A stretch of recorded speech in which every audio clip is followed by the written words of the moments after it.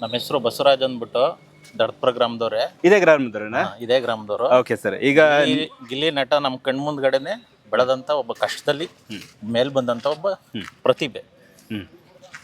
ಅವನೆಲ್ಲ ಪ್ರತಿಭೆ ಅಂತ ನಿಮ್ಗೆ ಯಾವ ತರ ಅನ್ಸಿದ್ಯಾ? ಇದೆಯಾ ಇವನತ್ರ ಪ್ರತಿಭೆ ಇದೆ, ಇದು ಮುಂದೆ ಏನಾದ್ರು ಅವನಲ್ಲಿ ಇರುವಂತ ಪ್ರತಿಭೆನ ಇವಾಗ ಬಿಗ್ ಬಾಸ್ ಫೈನಲ್ ಅಲ್ಲಿ ನಿಮ್ಮ ಹೆಸರುಗಳನ್ನ ಯಾವ ರೀತಿ ನೀವು ಪ್ರತಿಬಿಂಬಿಸ್ಕೊಳ್ತೀರಿ, ಯಾವ ರೀತಿ ಕಳ್ಕೊಳ್ತೀರಿ ಅಂತ ಕೇಳಿದಾಗ ನಮ್ಮ ಗ್ರಾಮದಲ್ಲಿ ಪ್ರತಿಯೊಬ್ರು ಅವನ್ನ ಚಿಕ್ಕ ಹುಡುಗನಿಂದ ಪಳರು, ಕತಾರು, ಕಲಾಕಾರು ಅನ್ನುವಂತ ವರ್ಡ್ಗಳು ಬರ್ದಿದ್ನಲ್ಲ, ಅದು ನಮ್ಮ ಗ್ರಾಮದಲ್ಲಿರುವಂತ ಪ್ರತಿಯೊಬ್ರು ಅವ್ರನ್ನ ಕರೆದಂತ ಪದಗಳದು.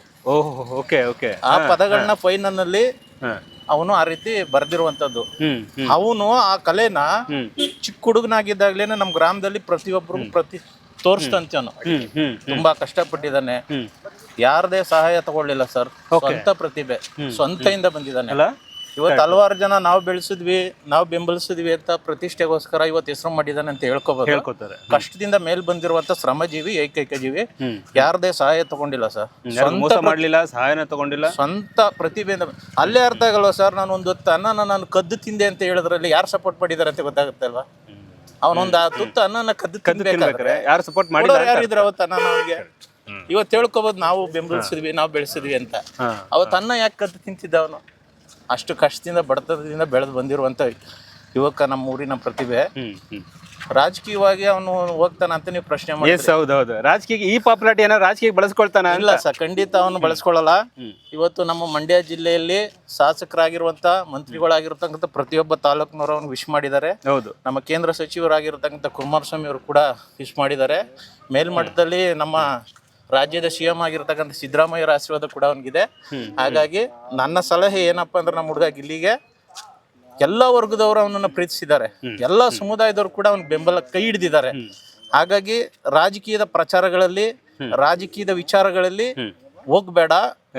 ಈ ವರ್ಗದ ನಿನ್ಗೆ ಏನು ಬೆಂಬಲವಾಗಿ ಕೈ ಹಿಡಿದಿದೆ, ನಿನ್ಗೆ ಆ ವರ್ಗದ ಬೆಂಬಲ ಸಂಪೂರ್ಣವಾಗಿ ಸದಾ ನಿನ್ ಜೊತೆ ಇರಲಿ. ಇನ್ನು ನಿನ್ಗೆ ಚಿಕ್ಕ ವಯಸ್ಸು, ಇನ್ನು ಉತ್ತಮ ಸ್ಥಾನಕ್ಕೆ ನೀವು ಬೆಳಿಬೇಕಾಗಿರೋನು. ಹಂಗಾಗಿ ರಾಜಕೀಯದಿಂದ ದೂರ ಇರೋ, ರಾಜಕೀಯದ ಕಾರ್ಯಕ್ರಮಗಳಲ್ಲಿ, ರಾಜಕೀಯ ಪ್ರಚಾರಗಳಲ್ಲಿ ಎಲ್ಲೂ ಕೂಡ ಭಾಗವಹಿಸಬೇಡ. ಅದು ನಿನ್ಗೆ ಹಿನ್ನಡೆ ಆಗುತ್ತೆ ಅನ್ನೋದನ್ನ ನಾನು ಸಲಹೆಯಾಗಿ ನಮ್ಮ ಹುಡುಗನ್ಗೆ ಇವತ್ತು ಹೇಳ್ತೀನಿ ನಾನು. Okay, super. ಯಾಕೆಂದ್ರೆ ರಾಜಕೀಯ ಅಂತ ಬಂದಾಗ ಒಂದು ಪಕ್ಷ ಅಥವಾ ಒಬ್ಬ ವ್ಯಕ್ತಿಗಳಿಗೆ ಸೀಮಿತ ಆಗ್ಬಿಡುತ್ತೆ. ಬಟ್ ಇದು ಒಬ್ಬ ನಟ ಅಂತ ಬಂದಾಗ ಎಲ್ಲರೂ ಅವನ ವೇದಿಕೆ ಕರಿಬೇಕು, ಎಲ್ಲರೂ ಅವನ್ನ ಪ್ರೀತಿಸಬೇಕು. ಸೊ ಹಾಗಾಗಿ ರಾಜಕೀಯಕ್ಕೆ ಹೋಗೋದು ಬೇಡ. ಇಲ್ಲಿ ತಲೆ ಮೇಲೆ ಅಹಂಕಾರ ಕೂಡ ಬರ್ದೇ ಇರ್ಲಿ. ಹೆಂಗೆ ಇಲ್ಲಿ ಬಡತನದಲ್ಲಿ ಇದ್ದೆ, ಸೊ ಇವಾಗ ಒಂದ್ ಸ್ವಲ್ಪ ಸಿರಿತನದ ಬಂದಾಗಲೂ ಕೂಡ ಹಾಗೆ ತಗ್ಗಿ ಬಗ್ಗೆ ನಡಿ ಅಂತ ನೀವು ಹೇಳ್ತೀರಿ. ನೀವು ಎಷ್ಟು ವರ್ಷದಿಂದ ಗೊತ್ತು ಅವರಿಗೆ? ಸರ್, ನಮ್ ಚಿಕ್ಕ ಹುಡುಗನಿಂದಾನು ಗೊತ್ತು. ನಮ್ಮ ನಡುವೆನೆ ಆಟ ಆಡ್ಕೊಂಡು, ಒಂದು ಗೋಲಿ ಆಟ ಆಗಿರ್ಬೋದು, ಒಂದು ಹಲವಾರು ಕ್ರೀಡೆಗಳಿದೆ. ಒಂದು ಟೈರ್ ಹೊಡ್ಕೊಂಡು ಊರ್ ಬೀದಿಲೆಲ್ಲ ಓಡಾಡ್ತಿದ್ವಿ. ಸೈಕಲ್ ಗಳಿಗೆ ನಾವು ಅವತ್ತು ಬಣ್ಣ ಹಾಕೊಂಡು ಅಲಂಕಾರ ಮಾಡ್ಕೊಂಡು ಸೈಕಲ್ ತುಳಿತಿದ್ವಿ, ಈಜೊಡಿಯಕ್ ಹೋಗ್ತಾ ಇದ್ವಿ. ಪ್ರತಿಯೊಂದ್ರಲ್ಲೂ ನಮ್ ಜೊತೆ ನಮ್ಮ ಹಿಂದೆ ಬೆಳ್ಕೊಂಡ್ ಬಂದಿರುವಂತ ಹುಡುಗ ಇಲ್ಲಿ. ಹಾಗಾಗಿ ತುಂಬಾ ಖುಷಿ ಆಗುತ್ತೆ. ಇವತ್ತು ನಮ್ಮ ದಡಪುರ ಗ್ರಾಮಕ್ಕೆ ಇತಿಹಾಸದಲ್ಲೇ 26-27 ವರ್ಷದ ಈ ಹುಡುಗ ಬಹಳ ಹೆಮ್ಮೆ ಪಡುತ್ತಕ್ಕಂತ ವಿಚಾರ ಇದು. ಮೊದಲು ನಮ್ಮ ಗ್ರಾಮ, ನಮ್ಮ ಊರು ಹೆಸರನ್ನ ಪ್ರತಿಬಿಂಬಿಸ್ತಂತ ಹುಡುಗ. ಬಹಳ ಹೆಮ್ಮೆ ಆಗುತ್ತೆ ಸರ್. ಇವನು ಇನ್ನೂ ಅತ್ಯುನ್ನತ ಸ್ಥಾನಕ್ಕೆ ಹೋಗ್ಬೇಕು ಅಂತ ನಮ್ಗೆ ಬಹಳ ಆಸೆ ಇದೆ. ಓಕೆ, ಇನ್ನೂ ಕೂಡ ದೊಡ್ಡ ಕಲಾವಿದನಾಗಿ ಬೆಳೆದು ಹೋದ್ರು ಕೂಡ ಊರನ್ನ ಮರಿಬೇಡಿ, ಅಥವಾ ಇಲ್ಲಿಂದನೇ ನೀವು ಓಡಾಡಿ ಅಂತ ಹೇಳ್ತೀರಾ ನೀವು? ಹೌದು ಸರ್, ಖಂಡಿತ. ಅವ್ರ ತಂದೆ ಆಗಿರ್ಬೋದು, ತಾಯಿ ಆಗಿರ್ಬೋದು, ಅವ್ರ ಅಕ್ಕ, ಅವ್ರ ಅಣ್ಣ ಎಲ್ಲ ನಮ್ಮ ಗ್ರಾಮದಲ್ಲಿ ಇಲ್ಲೇ ಕೃಷಿಕರಾಗಿ ರೈತರು. ಅವರು ವ್ಯವಸಾಯ ಮಾಡಿಕೊಂಡು ಅವರು ಇಲ್ಲೇ ನೆಲೆಯೂರು ಇರ್ತಾರೆ. ಇವನು ಪ್ರತಿಭೆ ಇರೋದ್ರಿಂದ ಎಲ್ಲ ಕಡೆ ಅವಕಾಶಗಳಿರೋದ್ರಿಂದ ಹೋಗೋದು ಬರುವಂಥದ್ದು. ಅದಕ್ಕೆ ಸಮಯಕ್ಕೆ ತಕ್ಕನಂಗೆ, ಅದು ಅವಕಾಶಕ್ಕೆ ತಕ್ಕನಂಗೆ ಎಲ್ಲೆಲ್ಲಿ ಉಳ್ಕೋಬೇಕು ಸ್ಟೇ ಆಗ್ಬಿಟ್ಟು ಅಲ್ಲಿ ಇರ್ತೇನೆ ಹೊರತು ನಮ್ಮ ಗ್ರಾಮನ ಯಾವುದೇ ಕಾರಣಕ್ಕೂ ಮರೆಯಲ್ಲ. ಅವನು ಮರೆಯೋದು ಇಲ್ಲ. ಈ ಊರ್ ಜನಗಳ ಪ್ರೀತಿ ಯಾವಾಗಲೂ ಸದಾ ಅವನ ಹಿಂದೆ ಇರುತ್ತೆ.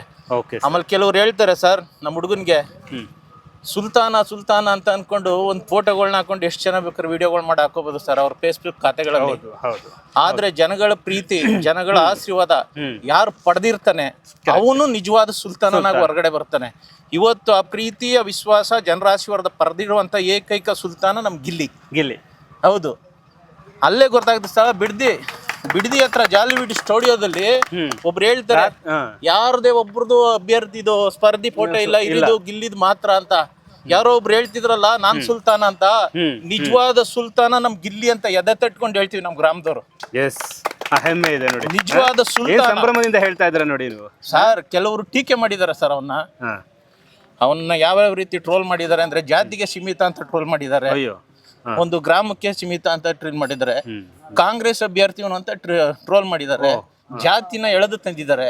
ಅದನ್ನೆಲ್ಲ ಮೆಟ್ಟಿ ನಿಂತು ಬೆಳೆದಿರುವಂತ ನಮ್ಮ ಪ್ರತಿಭೆ ಸರ್ ಅವನ್ ಗಿಲ್ಲಿ. ಹಾಗಾಗಿ ಅವನು ಸುಲ್ತಾನ ಸರ್, ಸಿಂಗಲ್ ಸಿಂಹ ಸರ್. ಎಸ್, ಯಾಕೆಂದ್ರೆ ಅವನಿಗೆ ಓಟ್ ಅಂತ ಶುರು ಮಾಡಿದಾಗ ಬಿಗ್ ಬಾಸ್ ಗೊತ್ತಿಲ್ದಾರೆಲ್ಲ ಓಟ್ ಹಾಕಿ ಶುರು ಮಾಡಿದ್ರು, ಇಲ್ಲ ಗೆಲ್ಬೇಕು ಅಂತ. ಅಂದ್ರೆ ರೆವಲ್ಯೂಷನ್ ಅವಾಗ್ಲೇ ಆಗೋಗ್ಬಿಟ್ಟಿತ್ತು ಅವನಿಗೆ. ಸರ್ ಇವಾಗ ಅವನ್ಗೆ ನನಗೆ ಗೊತ್ತಿರೋ ಪ್ರಕಾರ 47 ಸ್ಕೋರ್ಸ್ ಓಟ್ ಬಿದ್ದಿದೆ ಅನ್ನೋದು ನನಗೆ ಮಾಹಿತಿ ಇದೆ.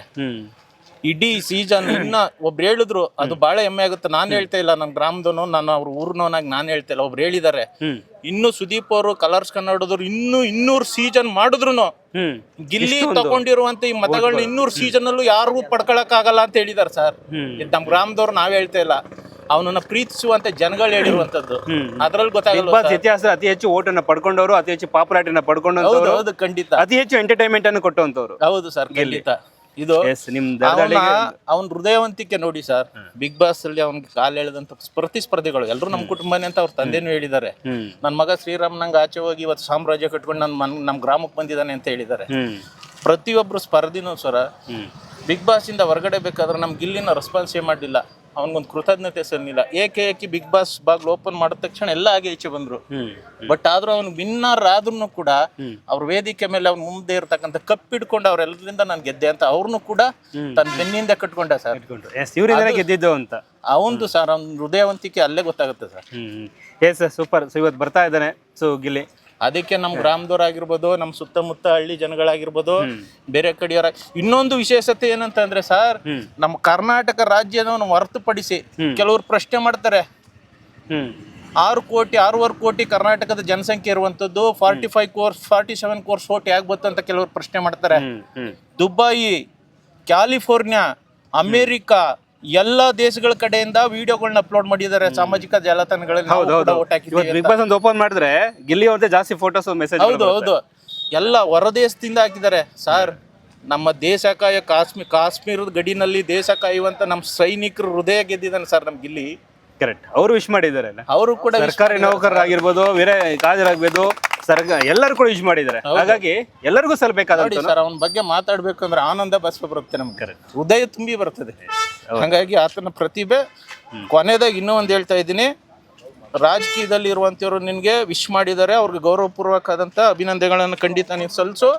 ಅದ್ರ ರಾಜಕೀಯ ಹೊರತುಪಡಿಸಿ ಅವ್ರ ಜೊತೆ ನೀನು ಭಾಗವಹಿಸು. ಯಾವುದೇ ವಿಚಾರಕ್ಕಾಗ್ಲಿ ರಾಜಕೀಯವಾಗಿ ಯಾರ ಜೊತೆ ಹೋಗ್ಬೇಡ ಅಂತ ನಮ್ಮ ಹುಡುಗ ನಾನು ಗಟ್ಟಿಯಾಗಿ ಕಲಾವಿದರಾಗಿ ನಿಲ್ಬೇಡ, ರಾಜಕೀಯವಾಗಿ ಹೋಗ್ಬೇಡ. ರಾಜಕೀಯದವರು ಕೆಲವೊಂದು ವೈಯಕ್ತಿಕ ಇರ್ತದೆ, ಚುನಾವಣೆ ಪ್ರಚಾರಗಳಲ್ಲಿ ಚುನಾವಣೆಗಳಲ್ಲಿ ಯಾರ ಜೊತೆನೂ ಹೋಗ್ಬೇಡ, ನಿಲ್ಬೇಡ. ಅದರಿಂದ ನಿನ್ನ ಪ್ರೀತಿಸುವಂತ ಎಲ್ಲ ವರ್ಗಗಳಲ್ಲಿ ನಿನ್ನನ್ನೇ ವಿಂಗಡಣೆ ಮಾಡ್ತಾರೆ. ನಾವು ಹೊತ್ತು ಎಲ್ಲ ಜಾತಿ ಧರ್ಮ ಪಕ್ಷ ಭೇದ ಮಾಡಿ ನಿನ್ಗೆ ಬೆಂಬಲ ಮಾಡಿದ್ವಿ. ಇವತ್ತು ಒಂದು ಪಕ್ಷಕ್ಕಾಗಿ ಒಂದು ರಾಜಕೀಯ ಇದಕ್ಕಾಗಿ ನೀನು ಸೀಮಿತವಾಗ್ತಿದ್ಯಾ ಅಂತ ಹೇಳಿ ನಿನ್ನನ್ನ ಟೀಕೆ ಮಾಡ್ತಾರೆ. ಹಾಗಾಗಿ ಟೀಕೆಗೆ ನೀನು ಗುರಿ ಆಗ್ಬೇಡ, ನೀನು ಒಬ್ಬ ಕಲಾವಿದನನ್ನಾಗಿ ನಿಲ್ಲು ಅಂತ ನಾನು ಅವನಿಗೆ ಹೇಳೋದಕ್ಕೆ ಇಷ್ಟಪಡ್ತೀನಿ. Yes sir, thank you, super ಮಾತಾಡಿದ್ರಿ, ಸೂಪರ್, ಥ್ಯಾಂಕ್ ಯು ಸರ್.